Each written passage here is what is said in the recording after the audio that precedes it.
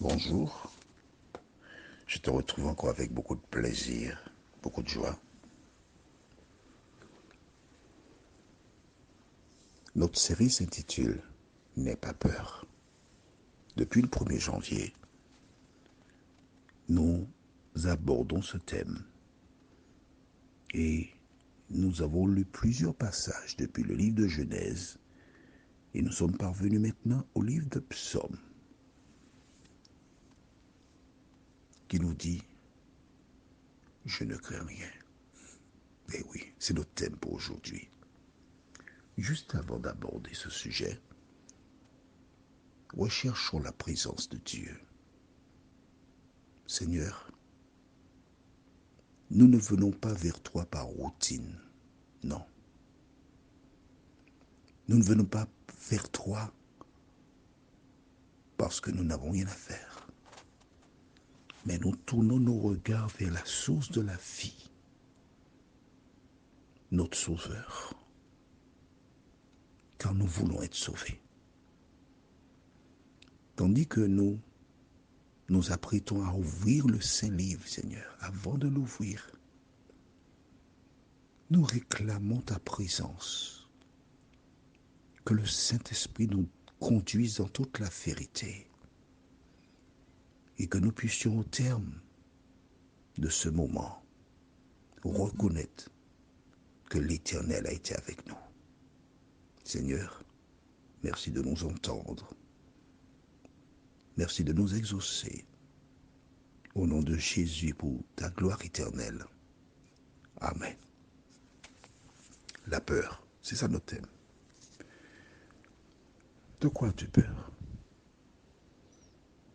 Tu as une peur bleue? De quoi? Souvent, nous avons des peurs liées à notre personnalité, à notre caractère. Alors, si tu demandes à certaines personnes, connais-tu Jean-Claude? Maman, tu entendras toute espèce de propos. Alors, je profite pour te dire qu'il existe deux choses dans la vie. Le caractère, c'est ce que tu es, et la répétition, c'est ce que les gens pensent de toi. Mais ce que les gens pensent de toi n'est pas forcément ce que tu es. Car souvent, il arrive que des gens présentent des situations afin de masquer ce qu'ils sont véritablement. Je te donne un exemple. Écoute bien. Certaines personnes seront surprises, d'autres douteront. Mais c'est moi qui te parle. Je suis une personne excessivement réservée. Une personne sensible. Une personne timide et ne rit pas. Ne rit pas. Ne ris pas. C'est moi qui te dis. Les circonstances m'ont aidé à forger une carapace. Mais ce n'est qu'une carapace. Je te fais la démonstration. Je pense que j'étais soit aussi, non, co-élémentaire 1 probablement, à Sainte-Marie, à l'école primaire. À l'époque, ceux qui connaissaient Sainte-Marie, il y avait le côté gauche primaire et le collège, c'était à droite, près de l'ancienne gendarmerie. Et quand un enfant avait besoin pour aller aux toilettes, c'est pas comme aujourd'hui. Aujourd'hui, le papier hygiénique sont dans les toilettes. Bon, tu vas, tu fais ce que tu as fait, et puis point barre. Mais là, il fallait demander à l'institutrice que nous appelions à l'époque la maîtresse du papier pour aller aux toilettes. Et un après-midi, j'ai ressenti le besoin d'aller aux toilettes. Mais à l'idée d'aller demander à la maîtresse, il faut comprendre l'institutrice, du papier pour m'y rendre. Les gens sauront que je vais pour la grosse commission. Je vais essayer de tenir. J'ai essayé de tenir, oui. Jusqu'à ce que ne pouvant plus tenir, ça a commencé à descendre. Et certains enfants prenant des odeurs, quelqu'un a fait un pélage. Et moi, je suis parmi ces enfants, ah oui, ça sent. Et quand on est descendu, j'avais un slip, heureusement il était serré. J'ai été dans les toilettes sans bruit, j'ai enlevé le slip qui était totalement souillé. Et j'ai attendu qu'il y ait plus de bruit, de voix d'enfant. J'ai enlevé le slip, je l'ai jeté, je suis parti. Je ne voulais pas que l'on sache que j'avais besoin de papier pour aller aux toilettes. J'avais peur. Ça, tu ne savais pas. Mais ce qui est important pour moi, ce n'est pas ce que tu penses de moi, ce que tu dis de moi. Non, ce n'est pas important pour moi.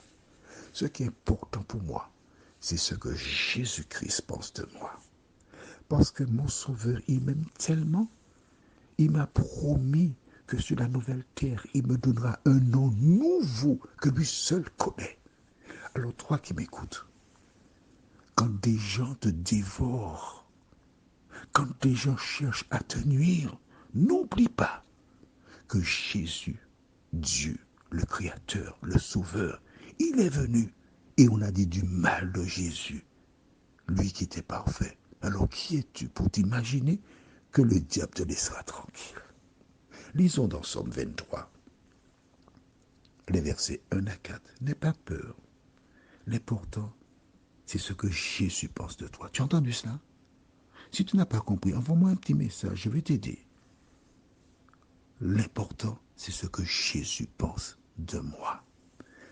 Somme 23, verset 1 à 4 déclare: L'Éternel est mon berger. Je ne manquerai de rien. Il me fait reposer dans de verts pâturages. Il me dirige près des eaux paisibles. Il restaure mon âme. Il me conduit dans les sentiers de la justice à cause de son nom. Quand je marche dans la vallée de l'ombre de la mort, je ne crains aucun mal, car tu es avec moi. Ta houlette et ton bâton me rassurent. Amen, amen et amen.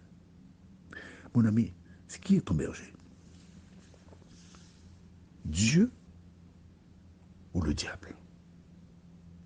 Le psaume 23, il est long, il est très long. Je le trouve même trop long. Tu sais pourquoi? Le verset 1 englobe tout le psaume. Que dit-il? L'Éternel est mon berger, je ne manquerai de rien. Point barre à la ligne. Il est mon berger. Et il fait une description de ce que l'Éternel fait pour sa brebis. L'Éternel, forcément, il conduit ses brebis dans des verts pâturages, là où il y a de quoi se nourrir. Tu travailles, c'est l'Éternel qui s'est occupé de ça. Ouais, c'est l'Éternel qui fait ça pour toi. Il restaure ton âme. Comment? Par la parole que tu es en train de lire là. Et quelle que soit la difficulté que tu rencontres, quand je marche dans la vallée de l'ombre de la mort, n'oublie jamais qu'aussi longtemps que tu es vivant, tu passeras par la vallée de l'ombre de la mort, parce que le diable s'attaque aux enfants de Dieu. Si tu dis être un enfant de Dieu, et on ne dit pas du mal de toi, si tu dis être un enfant de Dieu, on ne te fait pas des méchancetés. Si tu dis être un enfant de Dieu, et tout le monde te porte au nu, c'est parce que tu es un enfant du diable. Tu n'es même pas conscient que tu es l'enfant du diable. Mais quand tu es un enfant de Dieu, tu auras des difficultés, tu auras des persécutions. Mais que dit Jésus? Prenez courage, j'ai vaincu le monde. Alors qui que tu sois, Quand je marche dans la vallée de l'ombre de la mort, je ne crains que mal, car tu es avec moi. Est-ce que Jésus est avec toi? Si c'est le cas, tu n'as rien à craindre. Prions notre Seigneur et notre Dieu. Oh, quel bonheur de savoir que ta seule présence nous protège et nous permet de remporter des victoires. Quel bonheur de savoir qu'aussi longtemps que tu es avec nous, nous pouvons affronter toutes les épreuves de la vie avec la certitude que tu nous aimes. Que le Saint-Esprit continue d'inscrire dans nos cœurs la vérité et que nous soyons toujours à l'ombre du Tout-Puissant. Cette grâce, nous te la réclamons au nom de Jésus et pour ta gloire éternelle. Amen. Que l'Éternel continue de te bénir. Je te souhaite une bonne journée en attendant de te retrouver demain, si Dieu nous prête vie.